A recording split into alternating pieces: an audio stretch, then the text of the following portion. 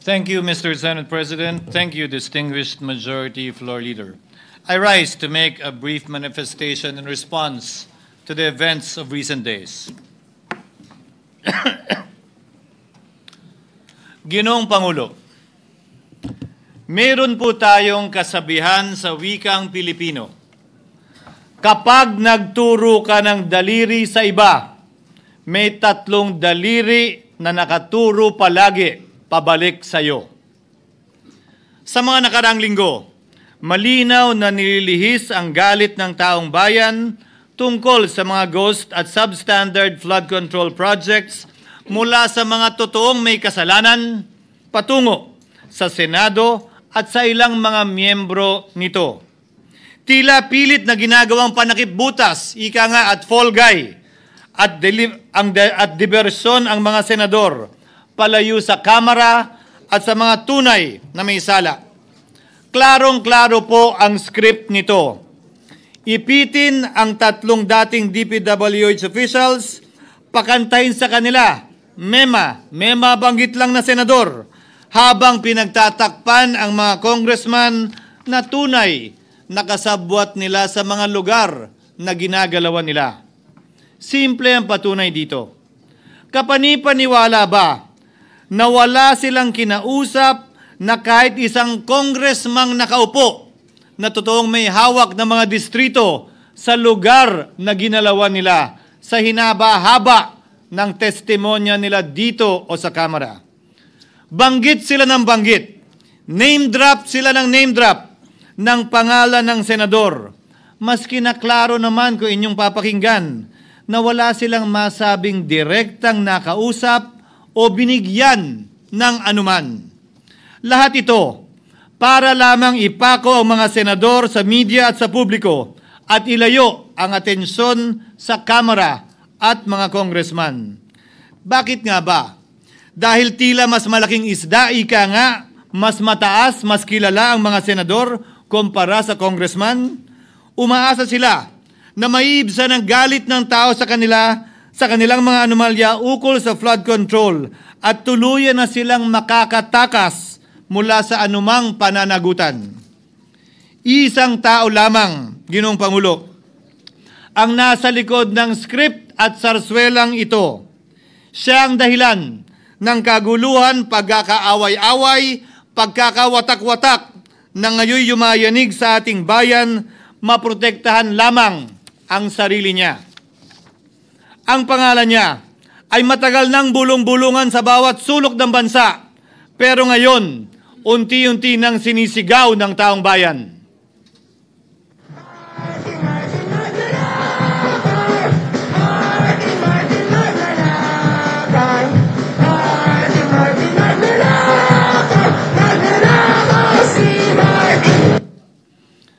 Pero Ginoong Pangulo, minamahal kong kasamahan, bakit tila sa Kamara, dito mismo sa Senado at sa ilang media ay hindi pa din nila kayang sambitin ang pangalan niya?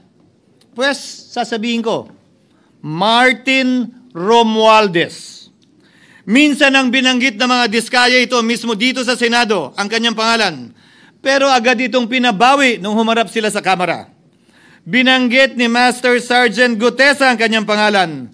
Pero ultimo notaryo, natunto nila at pinabawi nila ang pagnotaryo.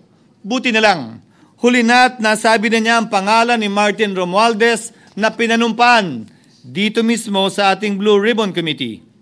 Hindi ba't si Ginoong Gutesa hindi ba't si Sergeant Gutesa lamang ang bukod tanging testigo na walang kinalaman, hindi sangkot sa flood control issue, walang hininging immunity, deal o proteksyon kapalit ng kanyang pagtestigo? Siya ang kauna-unahang nagtestigo na personal na naghatid ng pera sa bahay mismo ni Martin Romualdez.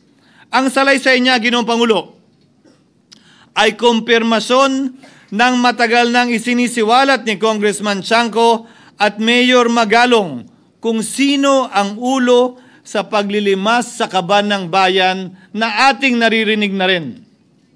13,803,693 with Congressman Saldico as proponent. For the record, ang binabanggit po nating Representative Elizaldico, siya po yung chairman ng House Appropriations Committee. Walang kaduda-duda yan. Ito nga, hirap na hirap silang banggitin pa yung isa sa mga mastermind nila dyan, si Saldico, hirap na hirap pa silang banggitin. May isa pang mas mataas sa kanya? Hindi naman gagalaw yun kung walang... Siyempre, hindi naman gagalaw yun kung walang pahintulot yung mas mataas sa kanya. Just the House Speaker. Ginoong Pangulo, pahintulutan niyo po ako magkwento ng konti upang patotohanan ang mga salitang ito. Taong 2023 nung tinalaga si Ginoong Kiko Laurel bilang kalihim ng kagawaran ng agrikultura. Bilang suporta sa kanyang mandato, tinanong ko noon ang isang simpleng katanungan sa budget process natin. Bakit mas malaki ang pondo ng flood control kesa sa agrikultura? Why is it that the budget for flood control is bigger than the budget of the Department of Agriculture or the agriculture sector as a whole? The fifth biggest allocation, not even a department, is flood control. And allocating a measly 31 billion for irrigation, for rice. Why? Pagkatapos po noon, tinulungan ko siyang bawasan ang flood control budget at idagdag sa 2024 budget ng Department of Agriculture. Aniya, tumawag daw sa kanya si Congressman Zaldico dahil pinapatanong daw ni Speaker Romualdez, bakit binawasan ang pondo ng flood control?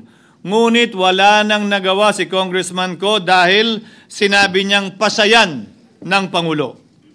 Nung termino ko rin po bilang Pangulo ng Senado, maraming beses po akong tinanong ni Pangulong Bongbong Marcos tungkol sa panukalang budget para sa 2025. Sinabi ko po sa kanya ang buo at tapat na katotohanan para malaman po niya ang tunay na larawan at sitwasyon ng pambansang budget para sa taong yon. Ito marahil, Ginoong Pangulo, minamahal kong kasamahan, ang isa sa mga dahilan kung bakit pinag-utos ng Pangulo ang pag-veto at pag-for late release o FLR at pag-hold ng malaking bahagi ng budget nila. Marahil, isa rin ito sa mga dahilan kung bakit ninais ng Pangulo na matanggal si Congressman Zaldico bilang chairman ng House Committee on Appropriations dahil sa mga inilahad ko at marahil na-discover din ng Pangulo kaugnay sa 2025 budget. Hindi malayo, Ginoong Pangulo, na naganap din ang mga ito noong 2023, 2024 at mga nauna pang budget kung saan napakaraming ghost at substandard projects ayon kay Secretary Vince Dizon at ayon mismo sa talumpati ng ating kasamahan na si Senator Ping Lacson. Ngunit marahil ay walang naglakas loob na sabihin ang katotohanan kay Pangulong Marcos o magsumbong sa kanya kaugnay sa ilang mga bagay na ito bago ako. Nais ko din pong kumpirmahin ang sinabi ni Congressman Toby Chanco na ang pag-file ng impeachment complaint laban kay Vice President Sara Duterte ginamit na paraan ni Speaker Romualdez para mag-release ng pondo nila na naka-FLR or for late release bago mag-eleksyon. Maski na alam po niya na hindi po ito kayang talakayin ng Senado hanggang sa Hunyo pa mula nung simula. Ulitin ko, ginamit ni Martin Romualdez ang FLR at ang pangalan ng Pangulong Marcos upang itulak ang kanilang unconstitutional na impeachment complaint. Sabi nila, pumirma kayo dahil kung hindi lalabas ang pondo nyo na naka-FLR bago mag-eleksyon. Subalit, Ginoong Pangulo, hindi ito umubra. Hindi ito umubra dahil tinanggihan ito ni PBBM. Sinabi niyang walang ganyang uri ng usapan at sinabi niyang hindi niya gagawin yon. Kaya't hanggang ngayon, nananatili pa rin for late release ang mga questionableng pondo nila. And that is why, Mr. President, distinguished colleagues, at the height of the impeachment controversy and amidst the passion of some sectors to remove the Vice President at all costs, I urged prudence and level-headedness because I knew that greed and not accountability was the reason behind it. In the end, Mr. President, the Supreme Court vindicated us. The Supreme Court vindicated us by saying, among others, quote, "There is a right way to do the right thing at the right time. This is what the rule of just law means." Close quotations. Ginoong Pangulo, sinisi po sa akin ni Speaker Romualdez ang pagkakatanggal kay Congressman Zaldico. Sinisi po niya sa akin ang pag-FLR or for late release ng kanilang mga proyekto. Sinisi po niya sa akin ang pagkaka-dismiss ng impeachment complaint laban kay VP Sara na nakikita niyang makakatunggali niya sa susunod na halalan.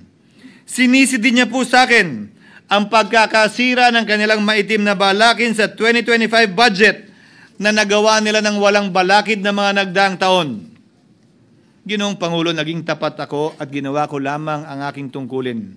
Kung ano ang tingin kong tama at nararapat para sa bansa at sa sambayanan. Subalit, sa kabila po nito, nagsimula na ang lahat ng bira, paninira at kaso laban sa akin at sa Senado. At ang nasa likod ng lahat ng ito, walang iba kung hindi si Martin Romualdez. Ika nga ni Mayor Magalong na ngayon lamang nakita ko sinisiraan na rin ngayon. Bakit ko ba nilabanan at binisto sila Speaker Romualdez mula noon hanggang ngayon kung kasabwat at kasapakat lang din nila ako? Hindi ko po gagawin yon. Sa sahig ng tennis court, ang nasabing gusali, sinimulang pinatayo noong ika-6 ng Oktubre taong 2022 at ang kontraktor, ang St. Gerard Construction na pagmamayari ng mga diskaya na nasangkot ngayon sa mga maanumalyang flood control projects. Dahil dito, kwenasyon ng ilan ang pagiging special advisor ni Mayor Benjamin Magalong sa ICI. Lalabanan ko ba yung anlalakas na yan, sila Speaker? Lalabanan ko ba yung mga mayayaman na yan? Kung ako'y bulok, I fought for what is right. Ano nga ba ang ginawa nila sa akin? Una, hinalungkat ang isyu ng campaign contribution na tinanggap ko mula sa isang individual na may-ari ng kumpanyang nakakuha ng kontrata sa gobyerno. Inipit niya ang budget ng COMELEC sa Kamara dahil dito at binusisi ang di umano kaso kong ito. Subalit, Ginoong Pangulo, tulad ng sinabi ko sa simula ng aking talumpati, kapag ka nagturo ka ng daliri kanino man, may 3 daliring nakaturo pabalik palagi sa iyo. Anong nangyari? Hindi ba't biglang may lumabas na ulat ang PCIJ na ang dami naman palang opisyal, hindi lang senador, mas mataas pa ang tumanggap din ng ganung uri ng kontribusyon noong 2022 elections? Ang tanong ko ay simple. Kung legal at walang mali sa ginawa nila, edi dapat legal din at tama ang ginawa ko. Pero bakit ako lang ang iniimbestigahan tungkol dito? Higit pa doon, Ginoong Pangulo, hindi ba tayon kay Mayor Magalong merong 67 na miyembro ng Kamara na kontraktor? Ito po ay mga miyembro ng Kamara na may construction firm na nakakuha ng kontrata sa gobyerno. Kung bawal talaga ito, ibig sabihin ba niyan, bawal na nilang gastusin ang sarili nilang pera para sa kanilang sariling kandidatura? Bakit hindi din binubusisi yun? Bakit hindi inaalam yun? Ako lang talaga? Pangalawa, inintriga ni Martin Romualdez ang dating liderato ng Senado dahil sa pagkakaupo at pagdinig ni Senator Marcoleta sa Blue Ribbon Committee dahil marahil sa pananaw niya ay hindi siya safe kay Marcoleta. Ngunit, Ginoong Pangulo, sa hindi niya inaasahang pagkakataon, nung araw ding yun, nagsalita ang mga diskaya, pinangalanan ng 17 congressman na kasosyo niya, kabilang ang pagbanggit na naman ng pangalan ni Martin Romualdez. Karamihan sa mga kawani ng DPWH na nabanggit sa itaas ay paulit-ulit na binabanggit ang delivery ng pera ay para sa kay Zaldico na dapat at least 25%. Si Kong Marvin Rillo naman ay ilang beses na binabanggit ang pangalan ni Speaker Martin Romualdez bilang kanyang malapit na kaibigan. Isa na naman po itong patunay, Ginoong Pangulo. Kapag ka nagturo ka ng daliri sa iba, may 3 daliring nakaturo pabalik sa iyo. Pangatlo, sa pagdinig ng Blue Ribbon Committee kung saan niname drop ako ni Yusek Bernardo, bagaman inamin niyang personal na mismo na hindi niya rekta kung nakausap o binigyan ng anuman, bigla namang tumestigo si retired Master Sergeant Gutesa at muling pinangalanan si Martin Romualdez na hinahatiran daw niya ng pera sa mismong bahay nito. Ang bawat malita ay may lamang humigit kumulang 48 million pesos. Kalimitang dinadala sa bahay ni Congressman Saldico, ibababa lamang namin ay 35 maleta para i-deliver sa bahay ni House Speaker Martin Romualdez. Gamit ang script niya sa pagturo sa akin, ayan na naman. May 3 daliring nakaturo palagi pabalik sa kanya tuwing ginagawa niya yan. Ulitin ko po for the record, Ginoong Pangulo, ang sinabi ni retired Master Sergeant Gutesa. 35 maleta ng pera na naglalaman na mahigit kumulang 48 milyong piso bawat isa o kulang-kulang 1.7 billion pesos sa isang delivery. Ay di umano hinatid niya sa iba't ibang bahay, sa iba't ibang pagkakataon ni Martin Romualdez. Subalit, sa kabila ng lahat ng ito, hindi ba nakapagtataka? Bakit hindi sinasama si Martin Romualdez sa anumang investigasyon? DOJ man, NBI man, AMLAC man. No ako po ay pinuntahan, no ako po ay dumalo sa imbitasyon ng ICI bilang resource person, binanggit ko at tinanong ko din ito sa kanila. Ganito ba katindi ang kapangyarihang hawak ni Martin Romualdez? Na bagaman hindi siya speaker, tila the name that cannot be mentioned pa din siya at nagagawa pa din niya ang nais niya kaugnay sa isang mapamiling hustisya o selective justice. Halimbawa, bakit ang daming kondisyon bago ipasok ang mga diskaya na nagpangalan sa maraming congressman sa witness protection? Pero pag si Alcantara, Hernandez at Bernardo, walang ganong kaparehong kondisyon. Bakit hiniling agad ang freeze order di umano para sa asset ng mga name drop na senador? Pero maliban kay Congressman Zaldico na mukhang nilalaglag na nila, ni isang congressman walang request para sa freeze order. Pagdating naman kay Martin Romualdez na dineliveran ng bilyong piso sa bahay mismo niya, ang sabi ay, quote, "We will work on it lang." Bakit interesado ang lahat sa 6 na senador na idadawit di umano ni Bryce Hernandez na handang-handa tayong alamin sana kung sino-sino sila para mapagpiestahan natin sila? Pero nung sinabi ni Bryce na hindi pala senador, kung hindi kongresista lamang ang papangalanan niya, aba, biglang naglaho ng parang bula ang atensyon.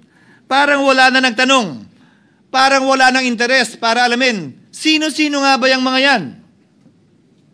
Kung ako po yung tatanungin nyo, alam ko merong 6 na senador eh. May nagtatanong sa akin, bakit wala si Cheese? And my answer to that is, I'm almost sure, no, probably hindi ma-mention si Cheese simply because walang insertion doon.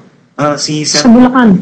Escudero, wala doon. Hindi po senador yung laman nung computer ko. So fake news yun, ha?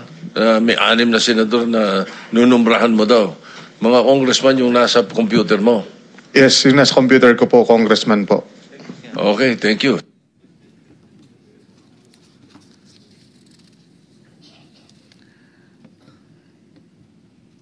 Nagkataon lang ba, Ginoong Pangulo, na ang mga nakaupong senador na dinidiinan sa ngayon ay ang dating Pangulo, dating pro tem, dating punong mayoriya ng Senado, na lahat nagkataon din lang ba na bumoto kontra sa depektibong impeachment ni Vice President Duterte o talagang tinumbok lang kami? In other words, Mr. President, are we truly for transparency and accountability, or are we merely offering a politically convenient sacrificial lamb in an attempt to appease the rage of the people? What is painful, Mr. President, is that along the way, reputations have been disparaged and tarnished. Innocent persons have been implicated, and the Senate is slowly but surely being destroyed. Nagkataon lang po ba na ang lahat ng ito O ito'y sumusunod sa isang script, direksyon at basbas ni Martin Romualdez?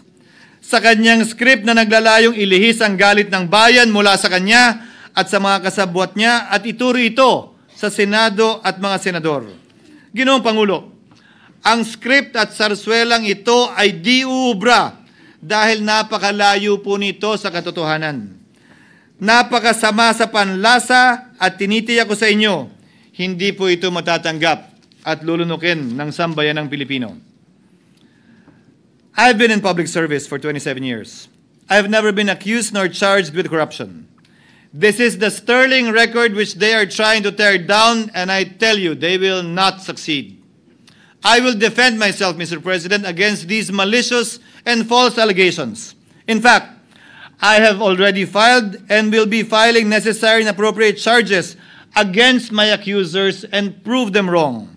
And with the help of the Almighty, I will be vindicated and declared innocent, I am sure. Kaya ko po ipagtanggol ang sarili ko, Ginoong Pangulo. Ngunit, Ginoong Pangulo, sino po ang nagtatanggol sa ating institusyon? Kaya't ang aking tanging hiling po sana sa inyo, Ginoong Pangulo, at sa ating mga kasamahan sa Senado. Labanan po ninyo at huwag niyong pahintulutang ang mapamiling hustisya na lantarang nangyayari sa harap natin ngayon. For what is happening now is selective justice and mob justice. Members of the Senate have been thrown off a cliff before the court of public opinion in an attempt to mollify the people's rage, thereby covering up the real perpetrators and giving them a chance to get away. Mr. President, I will not allow justice to be weaponized against the innocent to protect the guilty. Because this corrodes the legitimacy of the law before our people's eyes. Wala pong naniniwala.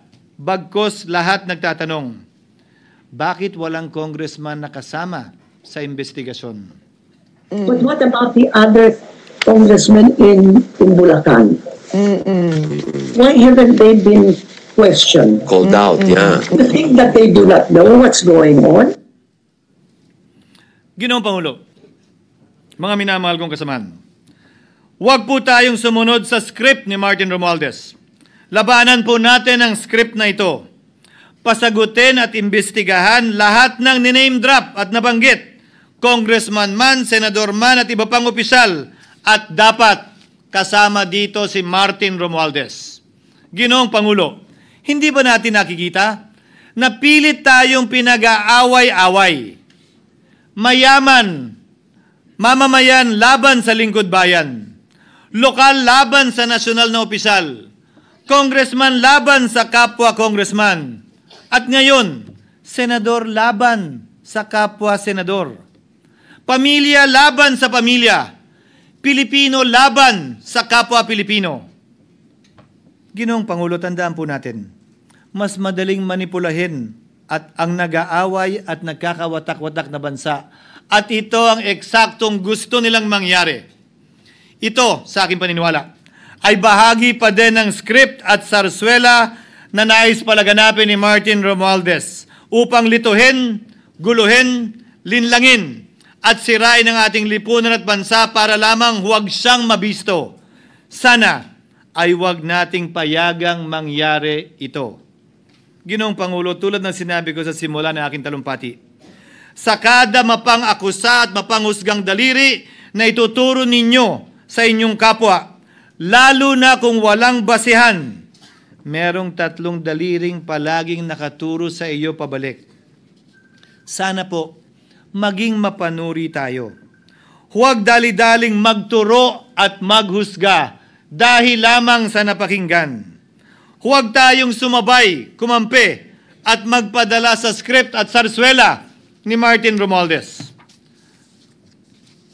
Kung kayo ay kakampi ni Martin Romualdez, pues sumunod kayo sa gusto nila. Una, maniwala kayo sa mga sinasabi ng testigo niya na nagtuturo lamang sa mga senador.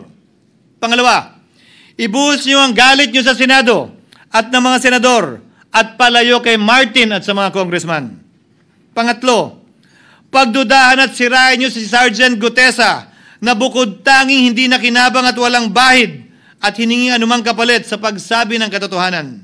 Pangapat, huwag niyong payagang mabanggit man lang ang pangalan ni Martin Romualdez. Panglima, huwag niyong payagang ipatawag si Martin Romualdez sa anumang investigasyon. Pang-anim, huwag niyong payagang imbestigahan si Martin Romualdez at mga kasamahan niya saan mang lugar. Ako, Ginoong Pangulo, hindi ako kakampi ni Martin Romualdez. Kaya lalabanan ko siya at lahat ng panglilinlang niya. Una, papatunayan kong hindi totoo ang mga panggigipit at paninira ng mga testigo niya laban sa akin at mga senador. Pangalawa, tututulan ko ang paglilihis at diversyon na ginagawa niya palayo sa kanya at sa Kamara. Pangatlo, hindi ko papayagang sirain ang mga senador pag-away-awayin tayo at sirain ang institusyon ng Senado. Pangapat, pinaniniwalaan ko at saludo ako kay Sergeant Gutesa at iba pang katulad niya sa paglabas ng katotohanan. Panglima, hindi ako matatakot banggitin ng paulit-ulit ang kanyang pangalan, Martin Romualdez. At ipaglalaban kong ipatawag at imbestigahan si Martin Romualdez at lahat ng kanyang mga kasangkot at kasama. Ginoong Pangulo, mga minamahal kong kababayan, kung nais niyong lumitaw ang katotohanan, kung nais niyong panagutin ang tunay na salarin, kung nais po niyong makulong ang tunay na may kasalanan, huwag ninyong kampihan si Martin Romualdez. Punitin natin ang script ni Martin Romualdez at higit sa lahat, huwag magpadala, huwag sabayan, huwag maniwala sa sarswela na nilalako ni Martin Romualdez. Maraming salamat po, Ginoong Pangulo, at magandang hapon po sa ating lahat. Thank you, Senator Francis Chis Escudero.